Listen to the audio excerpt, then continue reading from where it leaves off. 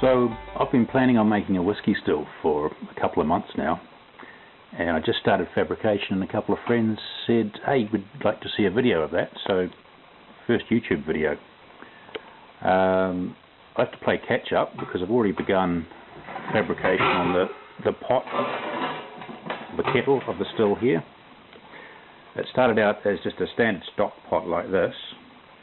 I lucked into the dome, copper dome on top of it, as part of preparing for taking a couple of months to get ready to build this stuff, was just amassing the materials and lucking into bits and pieces. This I got very cheap from a guy that had made a few stills and was over it. When I got it, it was all covered in the spinning wax. It was all black. You couldn't tell it was actually copper. But I got that very cheap. Thank you, Carl. And then started looking around for a kettle, and I found these stock pots. And the larger one, the lid was just like this. The inside rim happened to be exactly the same diameter as the base of my copper hemisphere.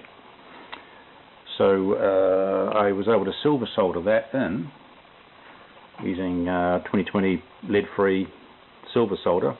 The stick comes about twice that length originally, but I've done a fair bit of filling with that. So I haven't cut away the underside yet. That's just basically the bottom of the saucepan lid.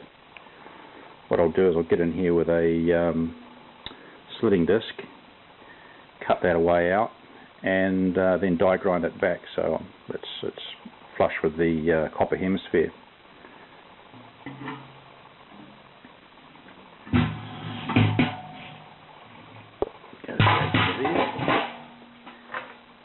Top of the hemisphere, what I'm doing is I've got quite a nice little flare off I found a vase that someone was selling on the equivalent of a Craigslist or an eBay. I couldn't buy the copper to make that, let alone the cost involved in spinning up flares.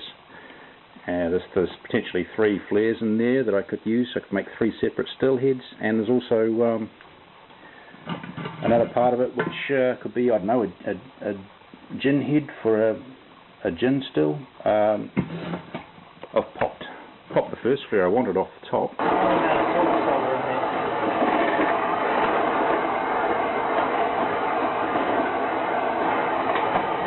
There we go, just like that.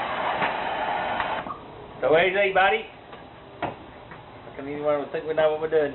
That was just press fit in there with a collar that had been spun into the flare, and then silver soldered. So basically just heating it up, popped it off.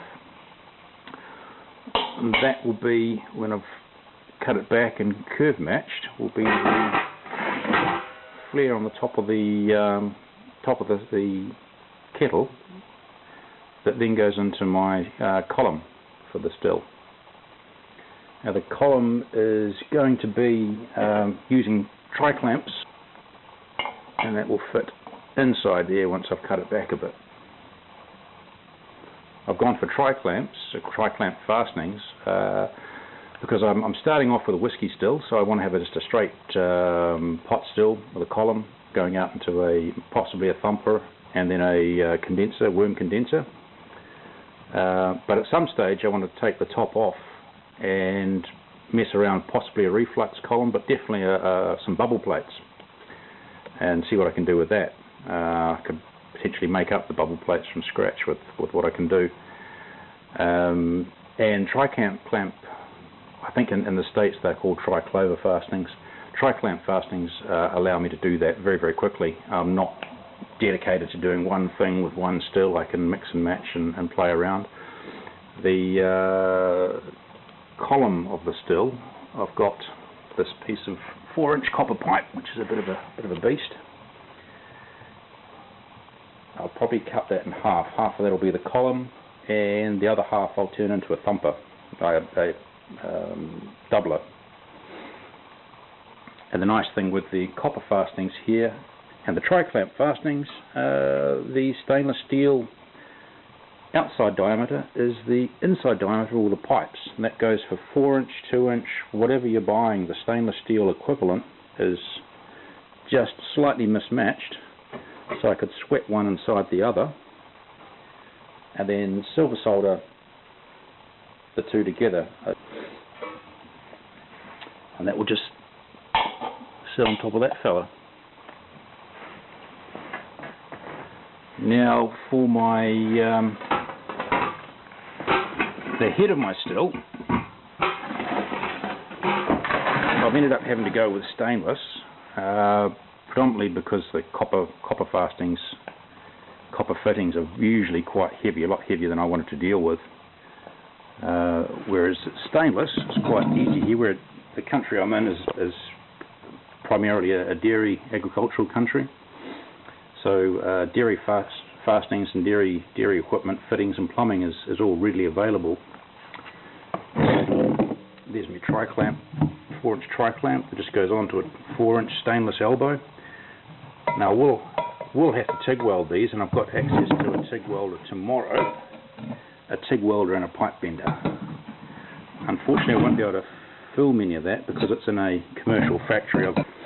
But what I'm going to be doing is welding up these reductions basically into the top of the still head, which would go into a line arm.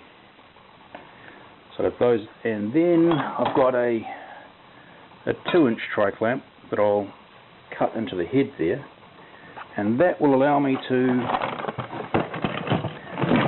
fit the thermometer.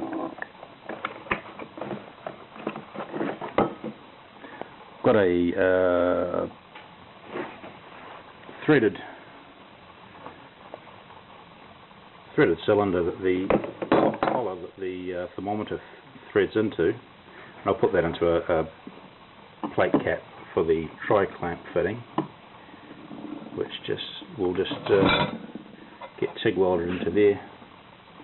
Everything else, these other reductions, will just butt up. I wouldn't want to do that with silver solder, just considering that it could possibly come apart. It's not sleeved, so TIG welding for that is the way to go. And then all my 3/4 inch copper pipe just clamps onto the end of that, onto that tri-clamp fitting, and goes off into the condenser, the thumper. So that's where I am at the moment.